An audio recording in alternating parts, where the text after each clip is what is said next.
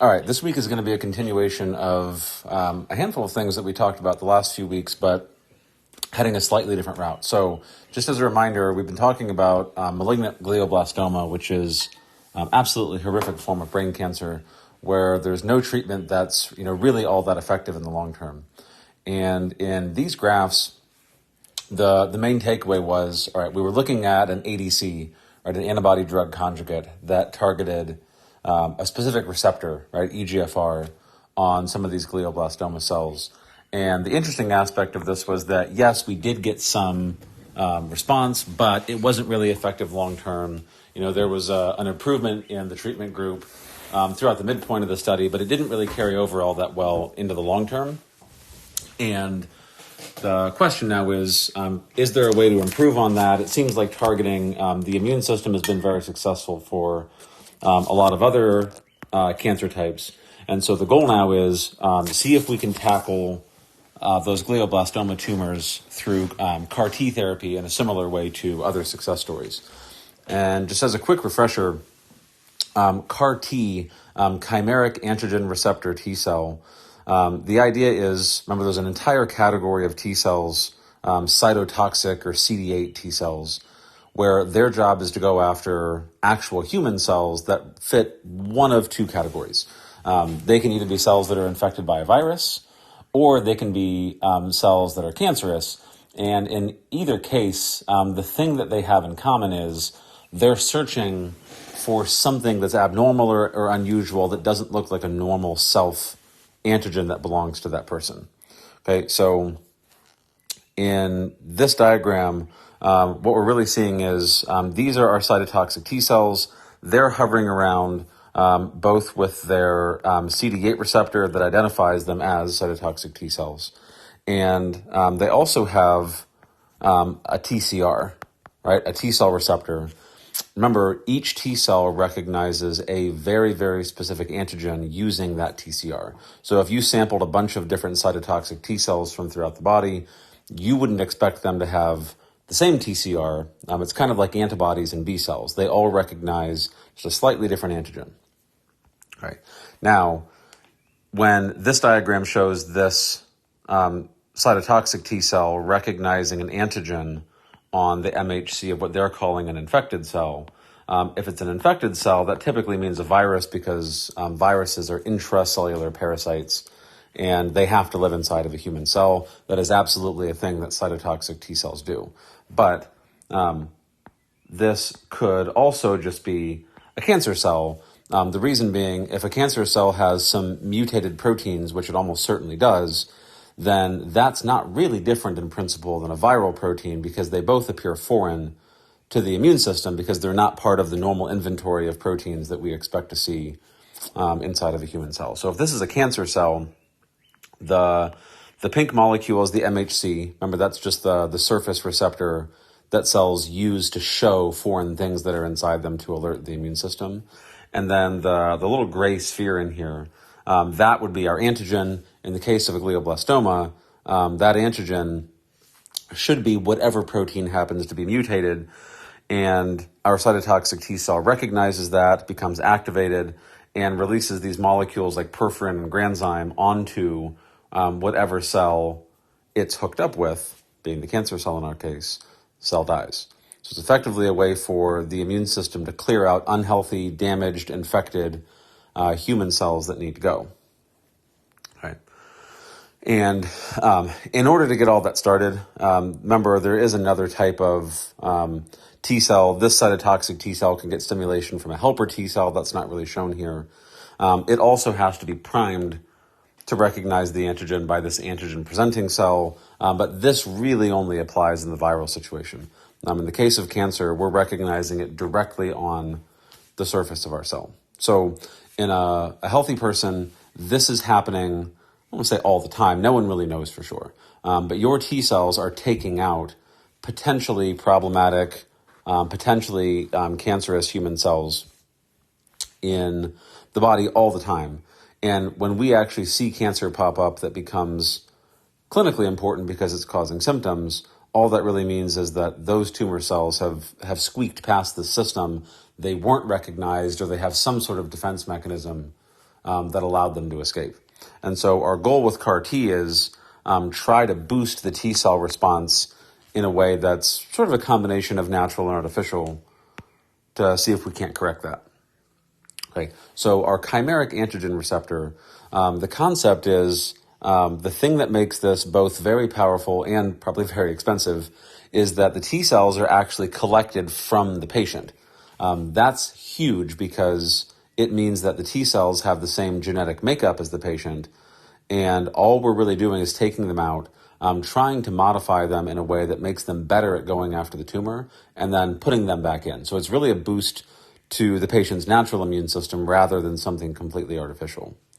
All right, so we're going to harvest those T cells, and we're going to genetically modify them to express T cells that have been engineered to bind to some sort of neoantigen. Remember, neoantigen meaning something new or novel that's unique to the cancer cell, right? And this genetically modified T cell receptor, that is the CAR, the chimeric antigen receptor. Chimeric means it's basically, a bit of a genetic Frankenstein of different genetic sequences that were assembled based on recognizing our neoantigen of interest while still having the normal human sequence so that the T cells aren't, unhappy with seeing something foreign. Okay, so extract white blood cells from our patient and try to isolate those T cells, right, to separate them from everything else, right? Expose those T cells to a virus that's carrying a system to genetically modify them, like a CRISPR system, right? So this is supposed to represent the DNA of the T cell, and we're modifying that cell's DNA. So it's not transient, meaning we're not just, trying to get protein receptors on the surface by adding the receptor itself. We're actually inserting the DNA sequence that codes for the receptor into the T cell's genome, into its chromosomes, because that gives it a permanent copy of the instructions for how to make more receptors. That way, when these cells get put back into the body, into the patient, right, every time that cell divides, it's going to carry with it the copy of that receptor. Okay, so we then inject them back into the patient, and from there, T cells just do their job, right? They go about scanning the body, trying to find cancer cells that have the matching antigen. Right? In this case, the way that this connects to things that we saw previously is that the specific receptor that we're going after on the surface of these T cells is going to be that EGFR receptor, specifically a particular mutant of EGFR, which we actually saw in the previous paper. Right? If we jump back to this really quickly, remember there were a couple different categories of patients. There were those that just had overexpression of EGFR, and then there was this specific EGFR V3 mutation, which has a significant deletion in it that makes the receptor overactive all the time, constitutively active, so it never shuts off. That mutation in the EGFR receptor is the neoantigen that we're going after with our CAR T therapy, right? And it really fits the bill of a good target because there's a mutation making it unique, so that mutation shouldn't be present in non-cancer cells, and it's enriched in the tumor, which should attract the T cells preferentially to that site. All right. So the way this is made, the actual CAR part of this, the chimeric antigen receptor, it's pretty interesting. We're making it by taking the variable region of an antibody. Remember, antibodies have a constant region down here that's always the same from one B cell to the next. And then they have a variable region that changes. That's what gives every different B cell the ability to bind to a slightly different antigen. All right, we take that and then use the T cell receptor, right? This is our TCR.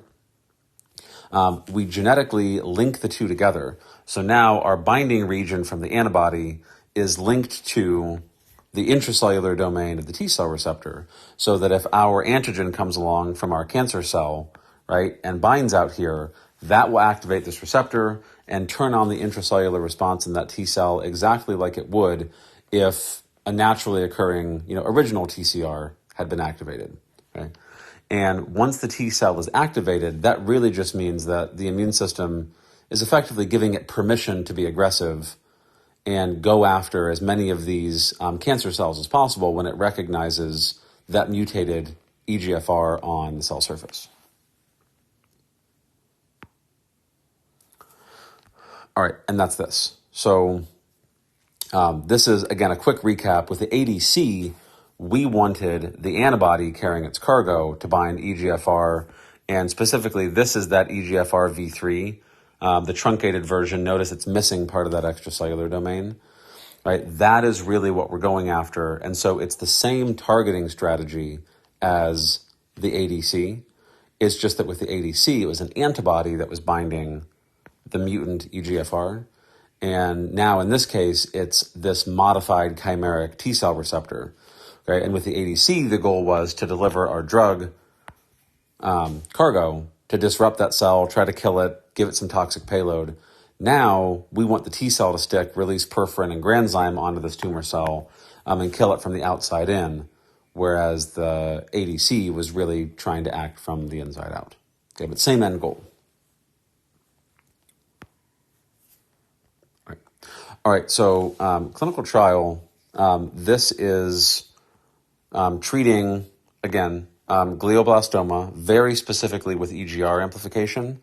And some of these, remember, this was, just to clarify, this was the paper that we went over previously. I just want to, put this in here to clarify. Some have EGFR amplification with the V3 deletion. Others have EGFR amplification without V3 deletion. And so you've got all these different receptors, mutant varieties, some that are more potent than others as far as driving cancer growth. And remember, the results of this paper were the drug worked minimally, but at a detectable level, specifically for patients that had the V3 deletion, but not for patients that just had overexpression of non-V3 mutated EGFR. Okay, so the next paper we're going to go through, the clinical trial for the CAR-T, is very, very specifically focusing on that deletion. Okay. And so putting it all together, this is what it's going to look like. We have our tumor, right, which is a complex mix of a bunch of different cell types. Right? This is a nice list of, you've got neurons and you've got actual cancer cells and you've got CAR-T cells and you have these other cell types that are found in the brain that aren't really part of the cancer per se, but are necessary for its growth because they produce blood vessels and other structures. And what we really want to happen is we want our CAR-T cells that get injected to leave the blood and enter the brain, which some of them will do naturally because their whole job is to scan every organ in the body and check for potential cancer. And then they don't really know to find the cancer cells initially, but what they do know is that the receptor that we're going after, EGFR V3, should only be on those cancer cells, should not be found on neurons or astrocytes or other cell types. And so that's what's giving us specificity is our CAR-T cell can just cruise right past those other cell types and ignore them because they don't express the receptor that its chimeric T cell receptor actually binds to. So we get hopefully nice, clean specificity as long as other cells don't have that mutation. The downside is we can really only use this T cell therapy in patients that do have that mutation. So any that have other varieties of EGFR mutant, we wouldn't expect the drug to be functional. All right, so CAR-T clinical trial now. So this is really a completely first attempt, and that the FDA sees it as something pretty aggressive and novel and risky if they only give it clearance in 3 patients. So these 3 patients had recurrent glioblastoma, so it's not their first treatment. And T cells were taken out of their bone marrow, out of their system, genetically engineered and put back in. And again, it had to be done separately for each individual patient because we're taking their own T cells. Otherwise, you have the risk of rejection and the patient not being a good genetic match for whoever the donor was. All right. Okay, so treatment, importantly, didn't give any major horrific adverse events. And what they did is they injected with the T cells, and then they tracked using imaging, like MRI imaging, to trace the size of the tumor over time. And the cool thing is it had very significant changes in volume in a matter of days. The encouraging, but definitely not perfect side of it is the response was transient, meaning temporary, in 2 of the patients. The other one, at the time of publication, seemed to be showing more long-term remission. So effective for sure in ways that other treatments never really have been. But, with cancer, it's always the case. You got to get to 100%. 99.9% even won't cut it, because that pocket of resistant cells will just, come raging right back again. Okay, so the timeline for this whole thing, they start the timeline at recurrence, meaning when the physician, the oncologist knows, okay, the cancer has come back, we're going to have to do something about it, or decide that there's nothing that can be done. Resection, meaning what could be surgically removed from the tumor, was removed, enrollment in the trial, and then in a pretty short number of days. So notice from the time of enrollment, we're about 30 days out from infusion. So 30 days, they took T cells out of that patient, genetically engineered them, reconstituted the cells, and got them back in the patient, which is critical because that's a month of that tumor being able to grow without having any treatment trying to take it down.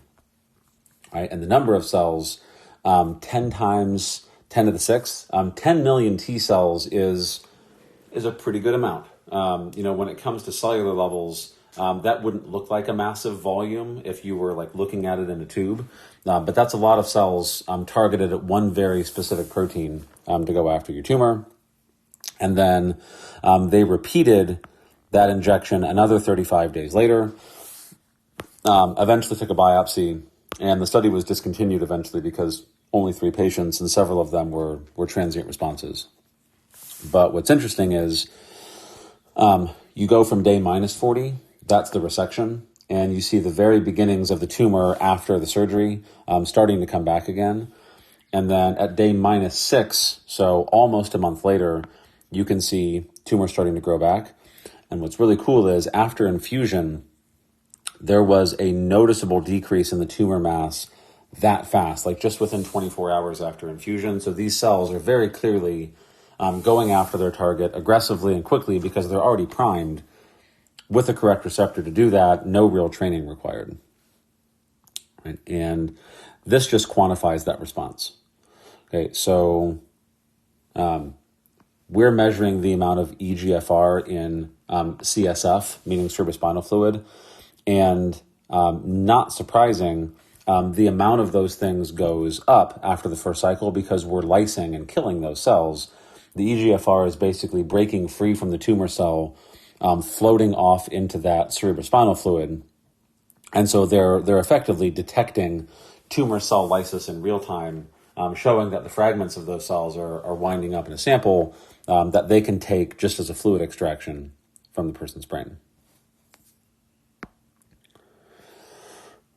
Okay, this I put in here just because I thought it was interesting. They tweaked their protocol a little bit from the first patient to the second and third.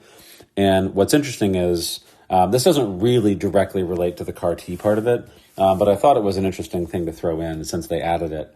What they ended up doing was when the resection happened, they went in and tried to surgically remove the tumor.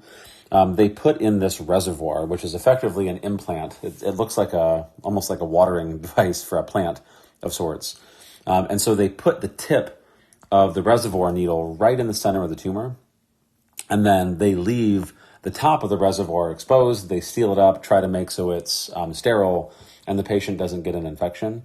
That way, from now on, anytime they want to inject into the tumor, instead of having to put a needle actually through the patient's skull and enter the brain, they've got a permanent route to the tumor, and they just inject from the surface every time, making it much, much less invasive after round 1. And since they implanted that when the patient had the resection, the surgery, that means that we can accomplish all of this in a single surgery rather than having to go in over and over and over again. Okay. All right, so the first image that we looked at 2 slides back was from patient 1. These are from patients 2 and 3, and particularly both of these actually, you notice you go from a very, very obvious tumor mass, right? And post-infusion, day 5, patient 3 was back to having very, very low levels of detectable tumor. Unfortunately, that didn't last and it recurred. Patient 2 is the one that there was a long-term response in. Tumor was mostly gone at day 2 and remained mostly gone at day 104. I don't know the current update on this patient, whether it was lasting beyond that 104 days, but that is a dramatically better response than anyone has ever produced in a malignant glioblastoma case.